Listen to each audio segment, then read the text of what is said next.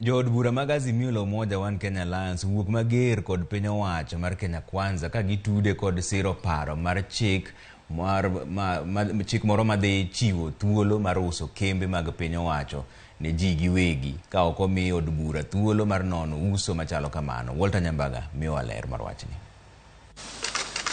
Bang' bura mokelo kanyakla jotend migepe puodho paro mar chik mamiyo migawo mar omenda pacho ka thuolo mar uso kembe mag piny owacho maonge kalo kuom od bura.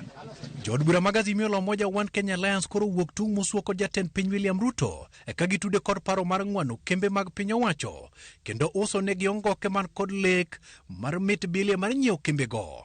We wish to state categorically and emphatically that Azimio does not support that move by the Ruto administration. We want it to be recorded that when Kenya Kwanza decided to sell Sony Sugar Factory, Mumias Sugar, Nzoia, Chemelil, and Kibos, among others, Azimio said no. Hotel nege kod jatend kweth manoke od buro pio Wandayi giluwo ni paro mar chik makamano ne ok okawie pacho ganda kako winjore otim. Whatever they are proposing there as a bill, if these assets, these parastatals are grabbed or sold for a song, Kenyans should blame none other than the majority leader of the National Assembly and the majority leader of the Senate.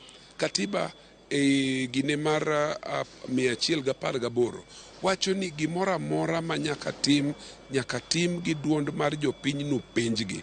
Policy manokale cabinet no kalo kotiyo gi public participation manotime forums mage miwacho ni dwa us godo Sony, idwa us godo Nzoia. Gima Ruto timo sani endi otemo matek mondo mi gigi eki otim ka wabunge ok owuoye kata ka wabunge onge gi contribution e gigi eki.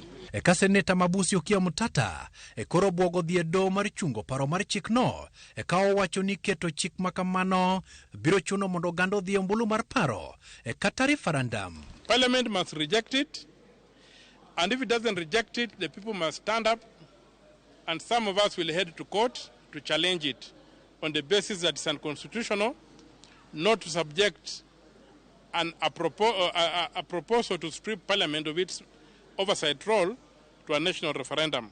Kembe kaka Sony Sugar mana wendo, kambi ringo man Machakos Kenya Meat Commission, kambi loso yedhe Kemri, magawa madongo kaka Intercontinental kod Utalii, kanyakla kod mbalariany madongo kaka Nairobi University kanyakla kod Egerton, to kata mana Kenyatta University, gin moko kuom kembe mag piny owacho, maparo mar chik no nyalo kete chiro. Jod bura gonyiso luoro margi ka joket mwandu mawuok e pinje ma oko osechako chumbo margi ne kembe mag piny owacho. We are aware that critical public assets like Kemri, the Sunset Hotel, Utalii College, Kengen, and Kenya Pipeline, among others in the energy sector, are also being targeted for sale. Public universities like Egerton, Moi, Masai Mara, and some colleges of the University of Nairobi. Gimedo ni ka onyiew kembego to nyalo weyo kata ka lope ma ogerie kembego nyalo chwela lwet joket mwandu. Bende giluwo ni kembego osebedo ka konyo jodak e yor tije kanyakla kod kelo ohala ne piny owacho.